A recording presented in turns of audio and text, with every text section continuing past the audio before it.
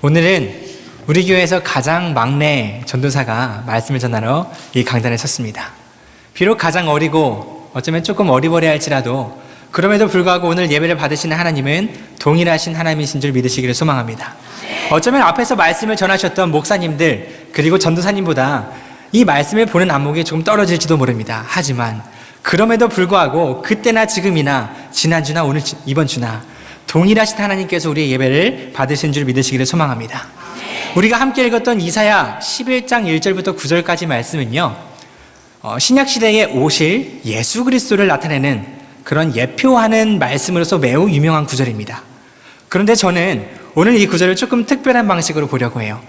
과연 구약시대에 살았던 사람들, 즉 이사야와 동일한 시대에 살아서 직접 이 선포를 들었던 사람들은 이 선포를 들으면서 어떻게 반응하였을까?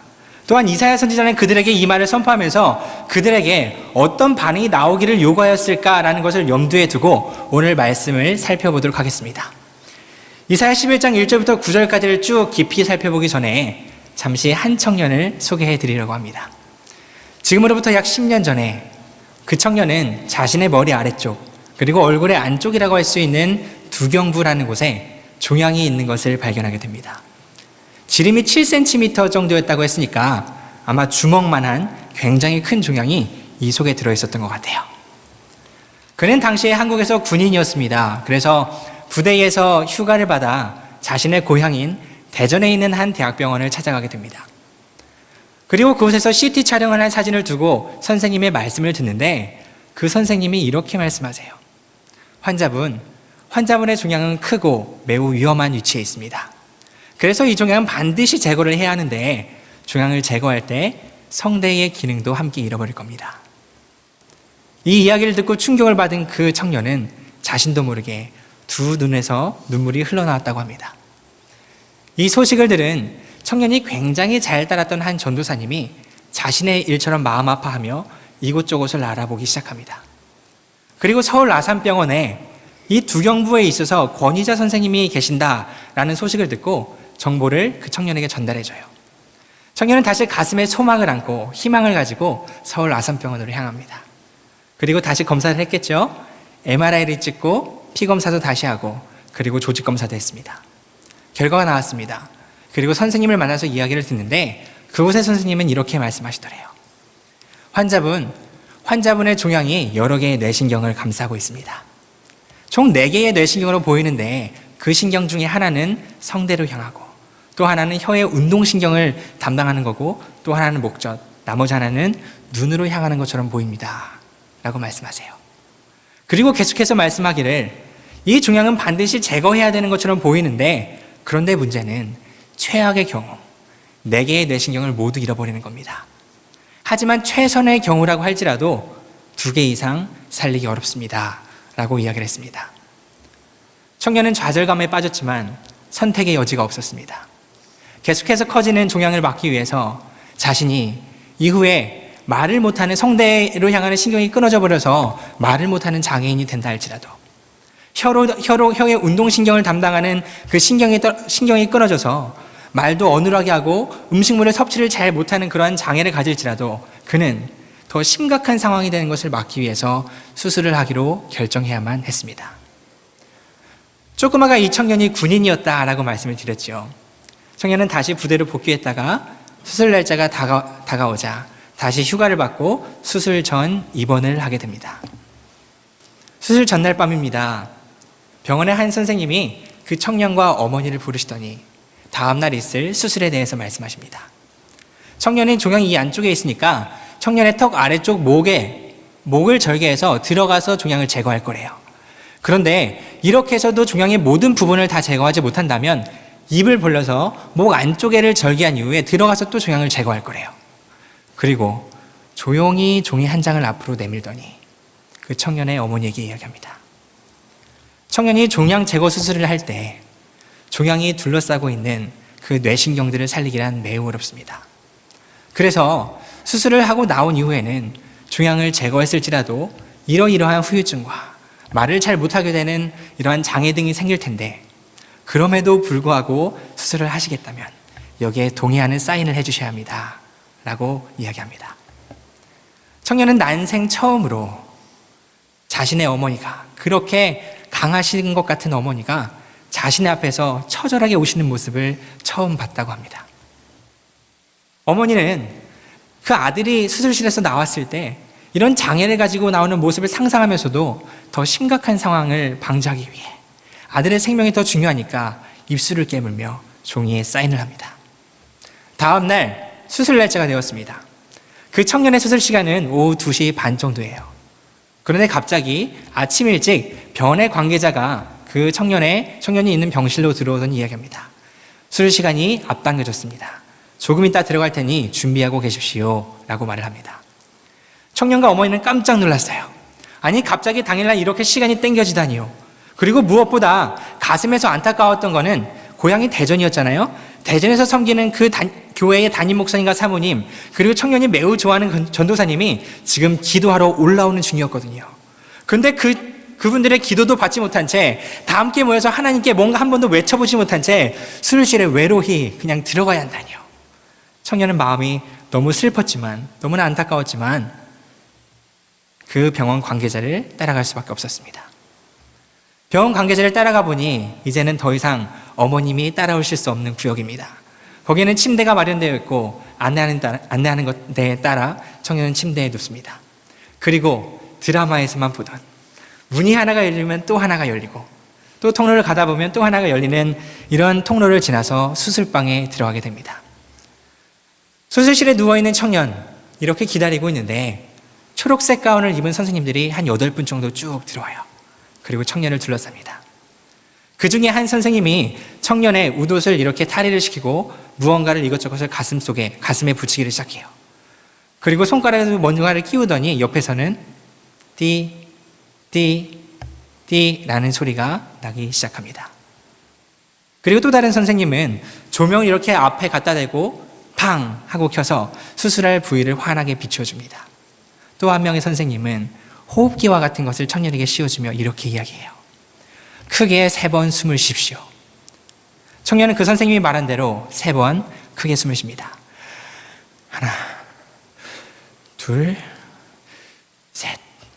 그 순간 청년은 마취가 되어 정신을 잃습니다.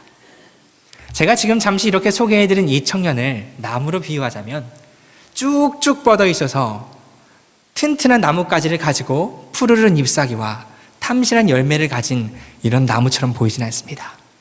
오히려 꺾여져 있어서 더 이상 나무잎도 맺을 수 없고 탐스러운 열매도 맺을 수 없는 그러한 꺾이고 넘어져 있는 나무처럼 보입니다. 그런데 우리가 오늘 함께 읽은 이사야서 11장 1절부터 9절까지 함께 보면 앞부분에 보면 이사야 선지자가 다윗의 왕조 남유다를 칭하는데 이렇게 쓰러진 나무 줄기라고 표현합니다. 사실 11장 1절에 보면 이새의 줄기에서 한 싹이 날 것이며 라고 기록이 되어져 있어요. 이새의 줄기는 다윗의 왕조 유다 왕국을 뜻합니다. 그런데 이 다윗의 왕조에서 한 싹이 날 것이며 라고 기록되어 있으니까 당시 다윗 왕조가 싹을 낼 만큼 생명력이 있고 그렇게 힘 있는 왕조로 생각이 될 수도 있어요. 하지만 이새의 줄기라는 말을 조금만 더 자세히 살펴보면 또 다른 의미가 내포되고 있음을 알 수 있습니다. 먼저 다윗의 왕조를 칭할 때 이새라는 이름을 빌어서 사용한 것은 쉽게 이해할 수 있어요. 왜냐하면 다윗 왕의 아버지가 이새였거든요.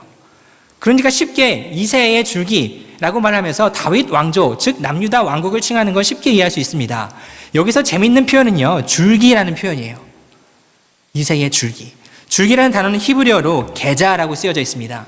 게자라는 단어는 어떤 뜻에서부터 나왔냐면요, 나무를 베어 쓰러뜨리다 라는 뜻에서부터 나온 단어예요. 다시 말씀드리면 여기서 나오는 줄기는 생명력이 있어서 이런 푸르른 잎사귀와 열매를 맺을 수 있는 줄기가 아니라 더 이상 열매를 맺을 수도 없고 잎사귀도 맺을 수 없는 이미 쓰러져 버린 나무 줄기를 뜻합니다.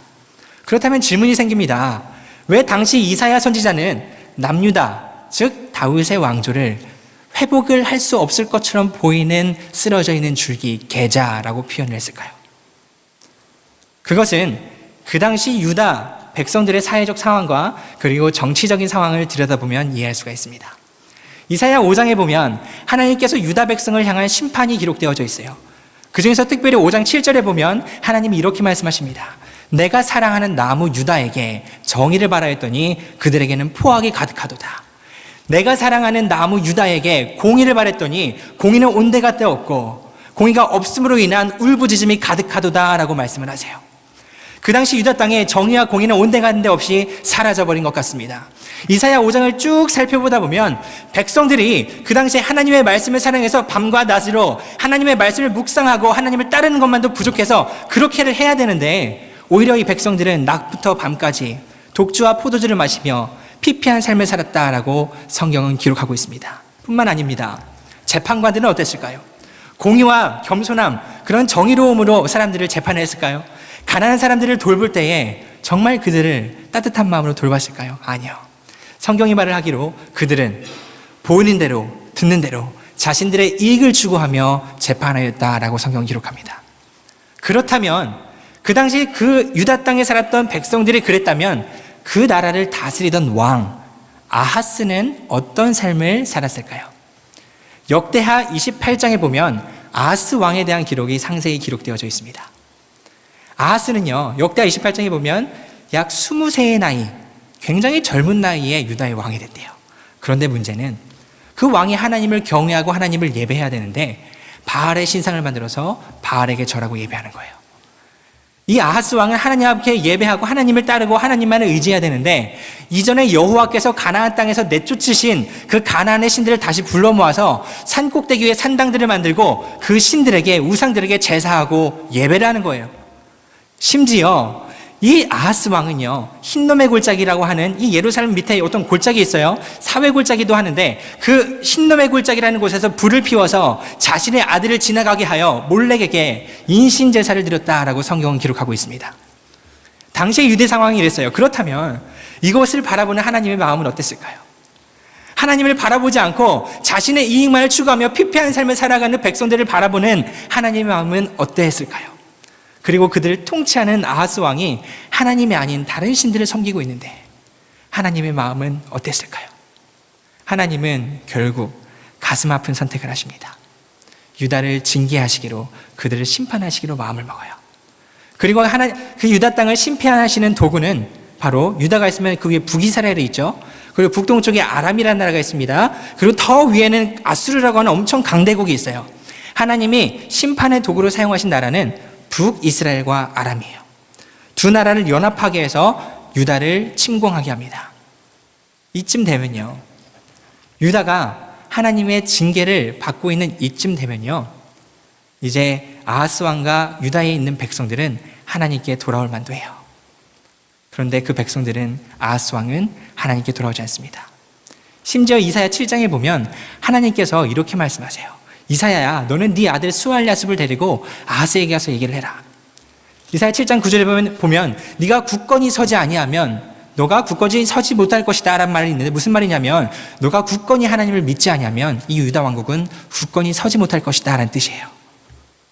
다시 말씀드리면 그 당시 이런 위기가 닥치자 아하스 왕은 이 위기를 타개하려고 어떤 방법을 생각을 했냐면, 저기 위에 강대국 아수르의 속국으로 들어가서 도와달라고 했어요.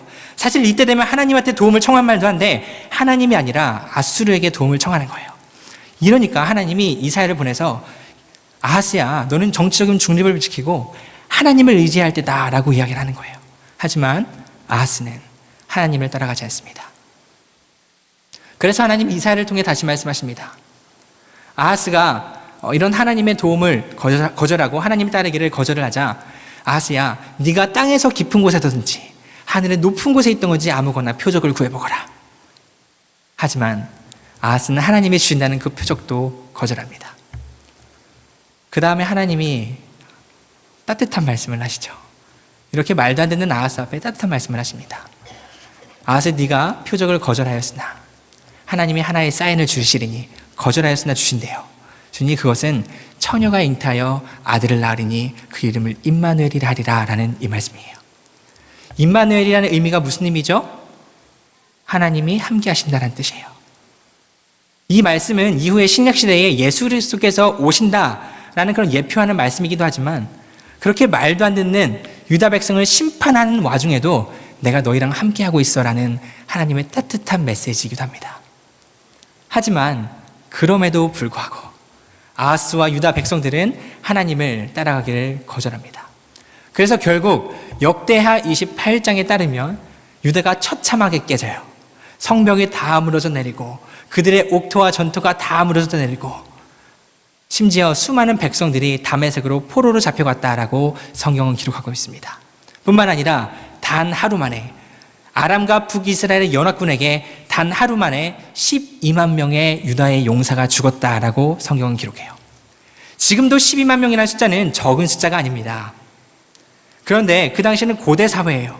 물론 국가도시의 사회는 벗어나서 왕조 시대가 설립이 되었지만 그래도 12만 명이라는 숫자는 엄청난 숫자입니다.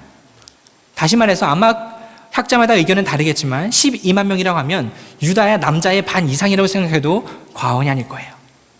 그때의 상황을 한번 생각해 보십시오. 유다 백성들의 성벽은 모두 다 무너져 내렸습니다. 그들이 살고 있는 집까지 무너져 내렸어요. 옥토와 전토 다 엉망입니다. 그리고 12만 명이라고 하는 사람들이 시체가 되어 들과 산을 둘러싸고 있습니다. 많은 여인들은 전쟁터에 나가겠다고 내 남편이 나갔는데 아들이 나갔는데 돌아오지 않자 그 수많은 시체더미에 나가서 내 아들이 어디 있지? 내 남편이 어디 있지? 하면서 사람들을 찾았겠지요. 그런 상황이 바로 그 당시 유다 상황이었습니다.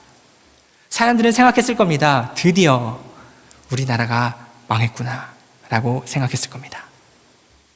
그래서 이사야가 이새의 줄기, 이새의 계자, 다시 말하면 이사야에 쓰러져 있는 나무 줄기라고 표현을 한 겁니다. 그런데 이사야가 참 놀라운 말을 해요. 나무가 쓰러져 있으면 뿌리를 받고 있지 못하면 열매와 그리고 잎사귀를 내지 못하는데 쓰러져 있음에도 불구하고 이새의 이 계자에서 줄기에서 한 싹이 나며 라고 이야기합니다. 그리고 그 뿌리에서 한 가지가 나서 결실할 것이요 라고 이야기를 해요. 사실 이것은 하나님이 이사야를 통해서 백성들에게 주시는 말씀이죠. 다시 말씀드리면 이스라엘 백성들이 지금도 하나님의 말을 안 듣는데 조금 아까 임마누엘 말처럼 다시 따뜻한 말씀을 주시는 거예요. 너희들 지금 망한 것 같지? 그런데 다시 회복할 거야 라고 하나님이 말씀하고 있는 것입니다. 여기서 우리는 한 가지 말씀, 한 가지 메시지를 얻을 수가 있습니다. 당시 이 유다의 백성처럼 어쩌면 우리의 삶이 부러져 있는 열매를 맺지 못하는 가지의 모습일지도 몰라요. 조금 아까 수술실에 누워있는 그 청년처럼 이제 수술을 하고 나오면 더 이상 말을 제대로 할 수도 없고 또 다른 후유증을 가진 장애를 가진 이런 건강한 나무처럼 보이지 않는 꺾여져 있는 가지처럼 보일지도 몰라요. 그런데 하나님은 진노 중에도 이렇게 말씀하세요. 그 어려움 중에서도 싹이 날 거야 라고 말씀하십니다. 하나님께서 이러한 진노 중에도 하나님께서 주시는 심판 중에도 은혜를 베푸신다는 말은 사실 성경 곳곳에서 발견이 됩니다. 먼저 창세기를 잠깐 넘어가 볼까요? 창세기 3장에 보면 아담과 하와가 하나님의 말씀을 거역하고 그 실과 선악과를 따먹습니다. 죄를 짓죠. 그랬더니 하나님이 이들에게 벌을 내리시는데 먼저 하와를 꼬셨던 뱀에게는 땅을 기어다니며 평생동안 흙을 먹을 것이다 라고 저주를 내리시고요. 여자에게는 평생 동안 이런 잉태하는 고통을 얻을 것이다 라고 이야기를 하고요. 남자는 땀을 흘리며 일을 해야 소산을 얻을 것이다 라고 하나님이 벌을 내리십니다. 그리고 그 한꺼번에 또 다른 벌로 에덴 동산에서 모두 내쫓으세요. 이러한 진노 중에서 그런데 하나님이 또 다른 은혜를 보이시는데 그 은혜는 뭐냐면 얘네들이 잘못해서 밖에 쫓아내미전이 당하는데 가죽옷을 지어 입히시는 거예요. 신약 시대로 다시 넘어가 보겠습니다. 죄 없으신 예수님을 향하여 사람들이 외칩니다. 예수를 못 박아라. 그리고 예수님을 향하여 침을 뱉고 채찍질을 하고 돌을 던집니다. 예수님은 아무 죄가 없으심에도 불구하고 수많은 고초를 당하시다가 결국 그 무거운 십자가를 지고 십자가에 못 박히시죠. 그 십자가에서 뼈와 뼈 사이에 못을 박고 그리고 다리를 포개어 못을 박고 온몸의 무게를 지탱하였던 그 고통을 한번 생각해 보십시오. 그런데 예수님께서 그렇게 사람들이 죄악을 저지르는 가운데에서 십자가에서 이렇게 말씀하십니다. 주여 저들을 용서하여 주시옵소서. 여기는 우리 교회 성도님들께 권면해드리고 싶습니다. 만약 나 자신이 지금 아하스처럼 하나님을 떠나 부러져 있는 가지처럼 느껴지신다면, 아니 혹은 그런 죄 때문이 아니라 나의 가정적인 상황, 사업의 상황, 자녀의 문제, 또 다른 문제 때문에 도저히 회복될 수 없는 상황처럼 보이는 그런 상황, 즉 부러져 있는 가지, 줄기처럼 보이신다면 오늘 이 이사야가 선포한 이 말씀을 여러분의 말씀으로 받으시기를 소망합니다. 이사야는 선포합니다. 그 부러진 가지에서 줄기가 한 싹이 날 것이며 뿌리가 나서 열매가 결실할 것이라고 이야기합니다. 그런데 중요한 것은 이렇게 하나님께서 회복을 말씀하시는데 중요한 것은 하나님의 영이 임하셔야 된다는 사실이에요. 2절에 보니까 이렇게 기록되어져 있습니다. 그의 위에 여호와의 영, 곧 지혜와 총명의 영이요 모략과 재능의 영이요 지식과 여호와를 경외하는 영이 강림하시리니. 진정한 회복은 성령께서 임하실 때 회복이 되는 줄 믿으시기를 소망합니다. 그래서 우리는 날마다 성령을 구하면서 살아야 되는 것 같아요. 사실 이 아하스 왕도 이 이사야가 말하는 것처럼 하나님의 영을 구해야 됐죠. 하지만 구하지 않았지만 꼭 아하스 왕과 같은 상황이 아닐지라도 우리 모두는 성령의 영을 날마다 구하며 살아야 하는 것 같습니다. 누가복음에 보면 예수님께서 제자들을 선발하실 때 기도하시는 장면이 나옵니다. 예수님께서 왜 기도를 하셨을까요? 제자들의 능력을 딱 보시고 판단하실 수 없어서 기도하셨을까요? 이력서를 받고 이 이력서를 조금 앞에서 시험을 해봐야 아시기 때문에 미리 하나님께 좀 기도를 하셨던 걸까요? 아니에요. 하나님은 아심에도 기도하신 거예요. 진짜 고수는 자기가 할 수 있는 능력이 있음에도 불구하고 기도하는 사람인 줄 믿으시기를 소망합니다. 무협 영화를 보면요, 진짜 고수는요 막 푸슉푸슉 장풍을 아무데나 쏘지 않아요. 진짜 고수는요 자기에게 힘이 있음에도 불구하고 하나님의 영을 구하는 사람인 줄 믿으시기를 소망합니다. 하나님의 영이 우리에게 임할 때는 그러면 어떤 일이 일어날까요? 이사야서 11장 6절 이하부터 기록되어져 있습니다. 그 말씀하기 6절에 보면 그때에 이리가 어린 양과 함께 살며 표범이 어린 염소와 함께 누우며 송아지와 어린 사자와 살찐 짐승이 함께해서 어린아이에게 끌리며 이렇게 막 쓰여져 있어요. 그런데 상상해 보시기 바랍니다. 이리가 어린 양과 함께 진짜 같이 살 수 있을까요? 표범이 어린 염소와 함께 푸른 풀밭에 누워가지고 이렇게 막 같이 뒹굴거릴 수 있을까요? 또 뒤에 보면 어린아이가 독사거리에 손을 넣고 막 이렇게 논다고 했는데 우리 자녀가 독사거리에 이렇게 막 손을 넣고 놀고 있어요. 그러면 가만히 놔둘 수 있을까요? 아니요. 오늘 본문은요, 하나님의 영이 임할 때 진짜 상상도 하지 못할 평화가 우리에게 찾아온다라고 하는 사실임을 믿으시기를 소망합니다. 제가 처음에 한 청년의 이야기를 해드렸어요. 그렇죠? 이 세 번째 이야기를 조금 잘 이해하기 위해서 앞에 청년의 이야기로 돌아가야 될 것 같아요. 먼저 그 청년의 정체를 밝히자면요, 그 청년의 이야기는 앞에서 오늘 건강한 모습으로 말씀을 전하고 있는 저의 이야기입니다. 당시 저는 종양을 가지고 수술을 하는 날짜에 이렇게 오후 2시 반인 줄 알고 병실에서 이렇게 기다리고 있었어요. 그런데 그 한 관계자가 와서 얘기를 하더라고요. 이성열 환자님, 좀 있으면 수술에 들어가셔야 합니다. 저는 당황합니다. 왜냐하면 교회에 있는 목사님과 사모님 그리고 전도사님들이 오셔서 기도를 해주셔야 되는데 기도를 못 받고 저만 홀로 쓸쓸히 들어가야 되는 거예요. 이게 너무 마음이 힘든 거예요. 그래서 수술실에 들어가기 전에 제가 되게 좋아하는 전도사님한테 전화를 걸었어요. 그리고 전도사님한테 이야기합니다. 전도사님이 오시기 전인데 목사님과 사모님 지금 오시는 중인데 저는 수술실에 들어가서 수술을 해야 할 것 같습니다. 라고 얘기를 했어요. 그랬더니 전도사님이 조용히 저에게 말씀하세요. 성렬아, 사람이 일을 계획할지라도 그 일을 행하시는 분은 하나님이시니까 너는 아무 걱정하지 말고 그 수술실에 들어가서 하나님만 예배하고 나오렴이라고 얘기를 합니다. 저는 그 얘기를 들으니까 마음이 조금 놓이더라고요.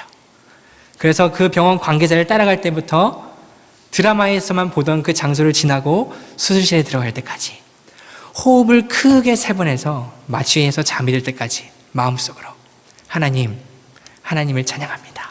하나님을 예배합니다. 라고 계속 고백하면서 하나님을 예배했던 것 같아요. 수술의 결과가 어떻게 됐을까요? 눈을 뜨니까 목에 뭔가 단단한 게 이렇게 싸고 있더라고요. 가장 궁금한 거는요, 다른 장애는 다 상관없어요. 가장 궁금했던 거는요, 목소리가 나오냐 마냐였어요. 그래서 막 이렇게 누워서 말을 하려고 하는데 목소리가 안 나오는 거예요. 이렇게 나오는 거예요. 그래도 너무 궁금해서 병실에 옮겨지고 조금 회복이 돼서 팔을 간신히 움직일 수 있을 때 어머니에게 펜을 달라는 신용을 해서 엄마가 이렇게 종이를 이렇게 대주시면 펜으로 썼어요. 신경은. 어머니도 모르신대요. 다음날이 되었습니다. 한 의사 선생님이 회진을 하러 병실에 들어오십니다. 그래서 저희 어머니가 그 선생님에게 물어보세요. 우리 아들의 신경은, 뇌신경은 어떻게 되었습니까? 그 선생님은 많은 대답하지 않고 한마디만 하고 들어가셨어요. 신기한 수술이었습니다. 둘째 날입니다. 이번에는 그 수술에 참여하였던 또 다른 선생님이 그 다음날 회진을 왔어요. 어머니가 다시 물어봅니다. 우리 아들의 뇌신경, 신경은 어떻게 되었습니까? 그랬더니 그 선생님은 어제 오셨던 선생님보다 조금 더 자세하게 말씀해 주십니다. 원래 의사 선생님들이 수술에 들어가기 전에, 전 잘 모르지만 들어가기 전에 회의를 한대요. 근데 회의를 할 때 종양이 워낙 크니까 이렇게 목 아래쪽을 절개를 하고 들어가면서 신경을 몇 개 끊고 들어가기로 했대요. 그래야 종양을 다 제거할 수 있을 것 같았대요. 그렇게 회의를 마치고 수술실에 들어가서 목을 열었는데 갑자기 집도하는 선생님의 마음이 바뀐 거예요. 그리고 이야기합니다. 메스 사용 안 할게. 그리고 손가락을 이 속에 집어넣어서 종양을 다 파내었다고 합니다. 그리고 그 선생님이 저에게 말씀하기를 모든 뇌신경은 다 잘 살아있습니다. 저는 그 선생님께도 참 감사하지만 그 마음을 움직이셨던, 마음을 바꿔서 손으로 파내게 주셨던 그 하나님 은혜에 참 감사합니다. 그런데 중요한 건 여기가 아니에요.